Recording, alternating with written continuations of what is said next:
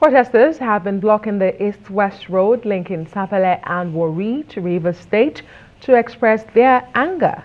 Well, the angry youths, joined by some civil society groups, turned out to protest the alleged plans by the Delta State Governor Ifeanyi Okowa to borrow 10 billion naira. They are questioning the rationale behind such borrowing, claiming that there's nothing on ground, particularly in Warri and environs, to show government's presence. They are calling on the Delta State House of Assembly not to give approval for such loans. You have few months to leave government. You are borrowing another 120 billion. Aberration. And then a new bank that was just established, that was alleged to be the bank of the executive governor.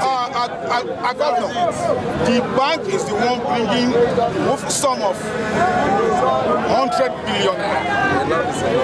Is it that we are sponsoring Governor Okowa's ambition to become the vice president of Nigeria with Delta State money? If we are taking loans without bringing out any visible project, I think there is no need for that loan. Okowa has mortgaged the life of even the unborn generation in Delta State, which is totally out of place.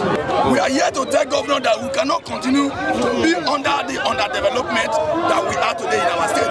We have a lot of money that are coming from the federal government. We have allocation, we have the Internal Revenue Generation Fund, we have the Sopadec money, there's allocation that is going to cancel. After this movement, we can no longer affect any development established by the local government council. But rather, what we hear every day, that the governor keep borrowing money, which it has already mortgaged the destiny of 4th generation of Delta. Well, for the right of reply, Delta State Commissioner for Information, Charles Aniagwu, actually joins us now from Delta State. Thank you, Charles, for joining us tonight in the program. I'm sure you did see those youths and, of course, the protests which happened, I think, on Monday. Thank you, Charles. But the big question is, fresh borrowing by the Okowa-led administration in Delta State, barely 3 months to the expiration of that tenure. Talk to us about why it became imperative that you need a new loan facility. Let me tell you that there is no new loan facility. We're not asking for any new loan. What you are seeing is that people are playing politics. You recall sometime last year, we made it clear that the federal government, as the federation, is indebted to Delta State on account of shortfalls with respect to remittance and accruals that we are supposed to receive on account of the 13% derivation. And then the federation, through the federal government, made it very clear that it was not going to be possible to be able to give us the 240 billion naira at once, and that it was going to come in tranches. And since we had projects that we were executing, and it became necessary for us to fast-track those projects that last year, and we went about it by following the due process. We brought it to the State Executive Council. After deliberation and approval, we proceeded to the House of Assembly. Initially, we had wanted to take a discount of that amount to the tune of 150 billion, so that last year. But after some time, through ways and means, we were able to solve some of the challenges, and then we now decided that we were going to ask for 100 billion, and that was in 2022. And so we proceeded to the House of Assembly, and that was approved. And don't forget that this money is not loan per se, because we already have money we're expecting from the federal government. Imagine that the federal government was capable of giving us the 240 billion. Will these ones who are protesting today ask us not to use the money to work for our people? Initially, they were making noise about it because they wanted to play politics. They said there were no projects on ground. And when we started showing them projects, they now resorted to what they are doing, mobilizing our young ones and then taking them to the streets. You recall also Sunday, this last Sunday, I had a press conference where I made it clear that individuals were seen printing those posters and that they have not seen what to use. The other day, they thought they could deploy some local government pensioners. All they are just doing is blackmail. We are not asking for any fresh loan. It was the same loan of before on account of what the federal government is owing us. Not that we are just taking money for taking sake. They saw the number of projects we have delivered. including the Oge floating market, including the Coca interchange and bridges, including the Mother and Child Hospital. Of course, you also saw the Advanced Diagnostic Center, you saw the Film Village, you saw the Leisure Park, you saw the zoo, you saw the Asaba Technical School, among other technical schools were built. We said we needed this fund to be able to fast-track these different projects. And so that was what we did. It became necessary for us to go back to the assembly to now, instead, since we had asked for 150 and we brought it down to 100, you cannot use the memo of 150 to assess 100 billion. And so that was why we went back to the assembly for the purpose of maintaining the record straight and for the purpose of also securitizing the loan and protecting the banks as well as protecting the administration. Now, to put it short, we are not asking for any new loan. Those who are demonstrating are just playing politics. The APC has nothing to talk about with respect to their quest to occupy the government house in Delta, and so that's why they are going about it the way they are going about it. And we do hope that our young ones will begin to learn how to verify some of these things so that they are not used by politicians to progress in error. I'm just looking at the breakdown per capita for Delta State and some of the spendings that have been done in recent times. You're spending about 7,000 naira per capita on education, which places you well ahead of 32 other states on education per capita for the year 2021. In the same regard, you spent over 2,000 naira per capita on health, placing you among the top 6 states doing that in the year 2021. But let me ask you, Mr. Commissioner, yes, this is not a new loan. It's something called a bridging finance facility. However, there are still interest rates if there is a delay and all of that. Do you think you've explained enough to the people? Do you think you've explained enough to the people? Do you have their buying? Why is it that they complain despite all of this that you have done? And this is not a new loan. Why do you think they still feel there is not enough on ground to correlate the money spent by your administration? Why do you think that is so? And what exactly would you be spending this bridging finance facility on? That is what I told you earlier, that politics is a play. And whenever is a period of politics, you see individuals come up with, no matter the amount of explanation you put forward, because it doesn't favor them. Seeing the number of projects we have commissioned couldn't have been the best thing for the APC, because the more we are able to deliver these projects, the more we deal a dirty blow on their possibility of winning election. And so any picture they could paint that is at variance with reality becomes a right picture for them. And so now you asked us the projects.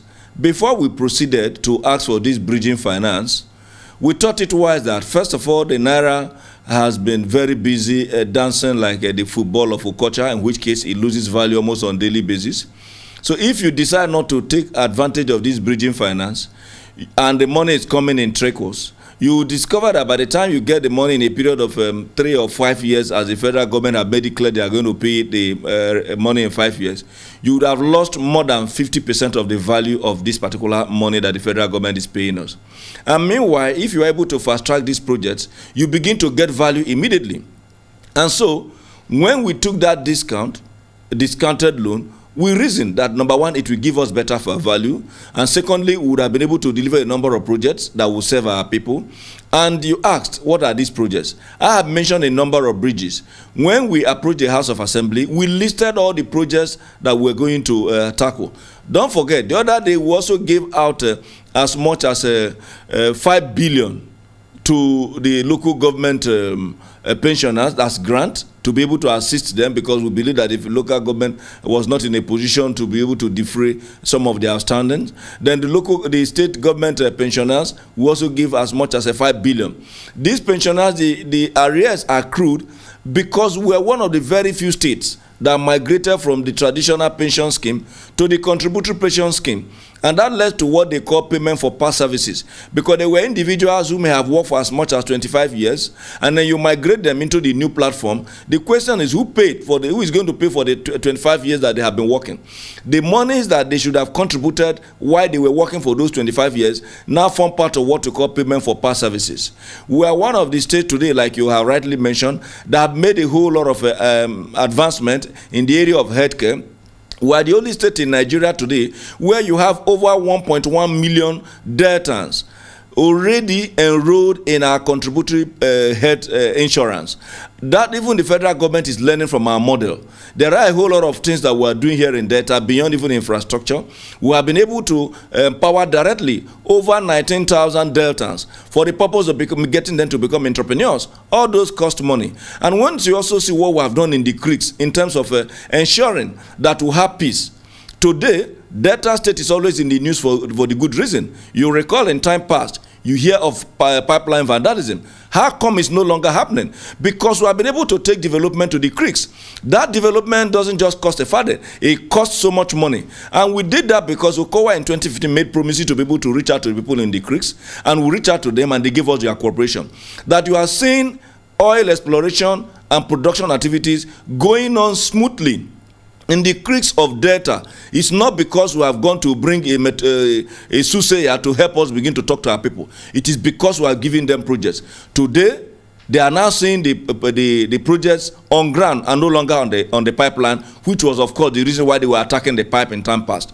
So anybody attacking us with respect to projects is doing so on the basis of politics. We won't stop them from playing politics. Our business is to continue to govern.